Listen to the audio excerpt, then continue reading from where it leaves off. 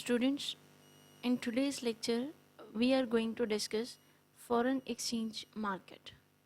In the previous lecture, we have discussed exchange rate कि exchange rate क्या होता है और किस तरह से इंटरनेशनल मार्केट में कि दो कंट्रीज़ के एक्सचेंज के लिए रेट डिफाइन होता है, किस तरीके से एक्सचेंज रेट एप्रिशिएट और डेप्रिशिएट होता है और रियल एक्सचेंज रेट और नॉमिनल एक्सचेंज रेट में क्या डिफरेंस होता है. Now, in this lecture, we are going to discuss foreign exchange market. Foreign exchange market or forex market is basically is the market which control global marketplace that determines the exchange rate for currencies around the world.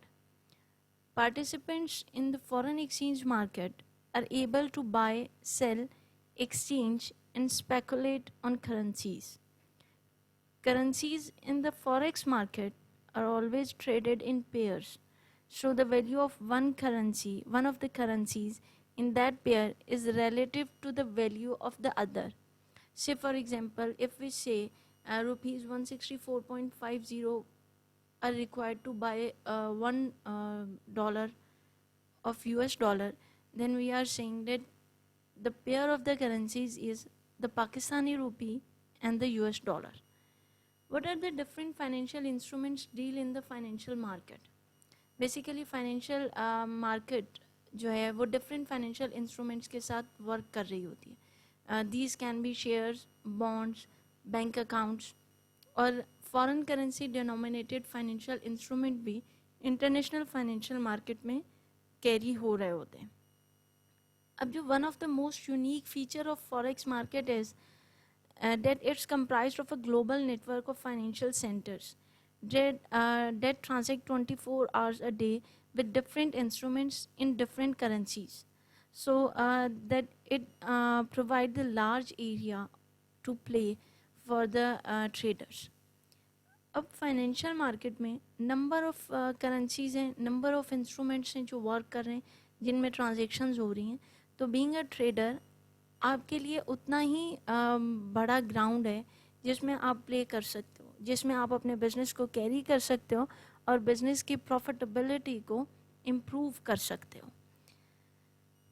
Spot market और future market भी international financial context में किस तरह से move करती हैं और इन दोनों का डिफरेंस क्या होता है. Basically spot market is the market जहाँ पे इमीडिएटली आपका परचेज और सेल जो है किसी भी करेंसी का एग्जीक्यूट हो. It's mean that the spot market में spot refers to the purchase और sale of a foreign currency और अ फाइनेंशियल इंस्ट्रूमेंट और commodity for instant delivery on a specified spot date. क्या मैक्सिमम एक डेढ़ दिन का फ़र्क होता है और आपकी स्पॉट मार्केट जो है वो ट्रांजेक्शन को कैरी कर लेती है. इससे ज़्यादा का डिफरेंस नहीं होता. Where is the future market is the one. Future market में आपका फ्यूचर डेट जो है वो डिसाइड होती है जिस पे कि आपकी ट्रांजेक्शन एग्जीक्यूट होती है. Today you have decided to purchase $1,000 on some future date. तो फिर आपकी फ्यूचर मार्केट में जाएंगे और वो जो फ्यूचर डेट होगी उस पे आपका परचेज ऑफ द डॉलर की ट्रांजेक्शन जो है वो एग्जीक्यूट होगी. Spot foreign exchange market involved with the exchange of currencies held in different currency denominated bank accounts. Reason being कि bank accounts denominated currencies involve होती हैं, उसकी वजह ये है कि स्पॉट पे ट्रांजेक्शन ने एग्जीक्यूट होना है. Say for example you are going to buy $1,000. आपने बीइंग अ बायर कंफर्म किया कि हाँ yes I am going to buy $1,000. Say for example spot rate उस टाइम पे 164.50 रुपीज़ का है. तो 164.50 रुपीज़ जो है उसके अगेंस्ट आपने $1,000 को परचेज़ किया है. तो आपके 164.50 इट्स मीन 1,64,500 रुपीज़ जो है वो आपको पे करने हैं और उसके अगेंस्ट आप $1,000 परचेज़ कर लोगे. इंस्टेंटली 1,64,500 से आपका बैंक अकाउंट जो है वो डेबिट हो रहा है और अदर अकाउंट जो है वो क्रेडिट हो रहा है. सो दैट कि आपका बैंक डिनोमिनेटेड बैंक अकाउंट्स की रीज़न क्या है कि इमीडिएट प्रोसेस हो जाएगा. इमीडिएटली डेबिट होगा और आपका क्रेडिट जो है $1000 से आपका बैंक अकाउंट हो जाएगा। सिमिलरली ऑपोजिट साइड पे reversal of the transaction execute हो जाएगी। तो इस स्पॉट रेट के बेसिस पर जो आपने ट्रांजेक्शन एग्जीक्यूट किया वो इमीडिएटली कैरी जो है वो कंफर्म हुआ और इमीडिएटली आपके बैंक अकाउंट जो हैं वो उसके अगेंस्ट सेटल हो गए। और जो रेट जिसके ऊपर आपकी स्पॉट रेट जो है वो एग्जीक्यूट हो रही है या ट्रांजेक्शन जो एग्जीक्यूट हो रही है वो स्पॉट रेट है। और स्पॉट रेट के बेसिस पर जितना भी जो भी ट्रांजेक्शन डिसाइड होगी वो इंस्टेंटली जो है वो एग्जीक्यूट हो जाएगी। Spot forex market trades electronically around the world with over almost 5 trillion traded daily. Reason being के बहुत सारे बायर्स ऐसे होते हैं, बहुत सारे सप्लायर्स ऐसे हैं जो कि इमीडिएटली ट्रांजेक्शन को कैरी करते हैं सो दैट कि वो किसी फ्यूचर ट्रांजेक्शन को या फॉरवर्ड ट्रांजेक्शन में एंटर हो सके। और in current market current price of a financial instrument जो है वो स्टॉक प्राइस है और price at which in instrument can be sold और बॉट इमीडिएटली। डिफरेंट जो है वो रेगुलेशंस होती हैं, डिफरेंट क्राइटेरियाज हैं, डिफरेंट रूल्स फॉलो करने होते हैं जिनके बेसिस पे स्पॉट फॉरेन एक्सचेंज मार्केट जो है वो स्पॉट ट्रांजेक्शन्स को एग्जीक्यूट करती है। अब स्विफ्ट किस तरह से इन्वॉल्व होता है? Swift is basically society for world wide international financial telecommunication. Swift is basically एक कंप्यूटर बेस्ड कम्युनिकेशन सिस्टम जो कि इंस्टेंटली लाइक बैंकर्स और बोरोअर्स जो है आपके फाइनेंशियल सेंटर को रन करता है। आप लिंक करता है बैंकर और बोरोअर्स को एवरी फाइनेंशियल सेंटर में।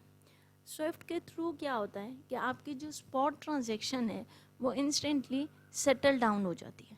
स्विफ्ट बेसिकली आपको इस चीज़ में हेल्प आउट करता है।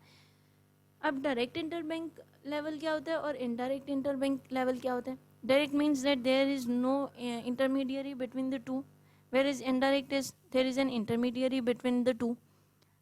उन बेसिस पर आप जो है वो स्पॉट फॉरेन एक्सचेंज ट्रांजेक्शन्स को कैरी करते हो। अब जो रेट है आपका स्पॉट पे वो डिफरेंट तरीके से कोट होता है। डायरेक्ट कोटेशन भी होती है रेट की और indirect quotation of the rate is also done. Direct quotation में क्या होता है कि direct quote expresses the price of a fixed number of units of a foreign currency as compared with the variable number of units of the domestic currency। अगर हम direct quotation को और जो है क्लियरली और ध्यान से रीड आउट करें तो वो क्या रहा है कि price of a fixed number of units of a foreign currency means के डायरेक्ट कोटेशन में आपके पास फॉरेन करेंसी के फिक्स्ड यूनिट्स होंगे, राइट, जबकि आपकी डोमेस्टिक करेंसी के वेरिएबल यूनिट्स होंगे। अब जब आपके डोमेस्टिक करेंसी के वेरिएबल यूनिट्स होंगे और फॉरेन करेंसी के फिक्स्ड यूनिट्स होंगे तो वो आपकी डायरेक्ट कोटेशन होगी। अब अगर हमने डायरेक्ट कोटेशन की एग्जांपल डिस्कस करनी हो तो हमने रिसेंटली डिस्कस किया डेट $164.50 पर डॉलर रेट जो है वो हमने स्पॉट में यूज़ किया। Hair 164.50 rupees per dollar. तो इसका क्या मतलब हुआ? Fixed number of units of foreign currency which is $1 and variable units of domestic currency which is 164.50 rupees, जो कि 162 भी हो सकता है, 3 भी हो सकता है और 164 या 165 भी हो सकता है।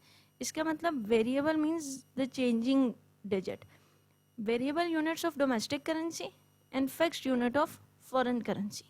इसका मतलब है जो इस तरीके से रेट कोट हुआ होगा वो डायरेक्ट कोटेशन में होगा, where fixed number of units of a foreign currency as compared with the variable number of units of domestic currency. अब इनडायरेक्ट कोटेशन क्या कहती है? Indirect quotation expresses the quantity of foreign currency required to buy units of the domestic currency. इसका मतलब ये कि quantity of the foreign currency का क्या मतलब कि आपको कितने फॉरेन करेंसी के यूनिट्स रिक्वायर्ड हैं to buy units of the domestic currency. अगर आपने डिफाइन कर लिया कि unit of the domestic currency इतने होंगे, उसके अगेंस्ट कितने फॉरेन करेंसी यूनिट्स रिक्वायर्ड होंगे, तो इसका मतलब है कि आप डोमेस्टिक करेंसी के यूनिट्स को फिक्स्ड कर रहे हो और फॉरेन करेंसी के यूनिट्स को वेरिएबल कर रहे हो। तो फिर इनडायरेक्ट कोटेशन में क्या होगा, अगर हम अपनी प्रीवियस एग्जांपल की तरफ ही मूव करें, जो कि हमने कहा 164.50 रुपीज़ पर डॉलर था, तो अगर हम 164.50 रुपीज़ $1 के अगेंस्ट ले रहे थे, तो 1 रुपये के अगेंस्ट हम कितने चार्ज कर रहे होंगे, 1 divided by 164.50, which is 0.00607. It's mean that $0.0060 per 1 Pakistani rupee. और इसको रिपीट कर देती हूँ, 164.50 rupees per dollar, it's mean variable units of domestic currency, fix unit of foreign currency. और अगर हम इधर ही इस चीज़ को भी नरेट कर दें, डेट $0.0060 पर 1 रुपी, तो हमारी इनडायरेक्ट कोटेशन हो जाएगी, जहाँ पे हमारे पास फिक्स्ड यूनिट्स जो हैं वो डोमेस्टिक करेंसी के आ रहे हैं, जबकि वेरिएबल यूनिट्स जो हैं वो फॉरेन करेंसी के आ रहे हैं।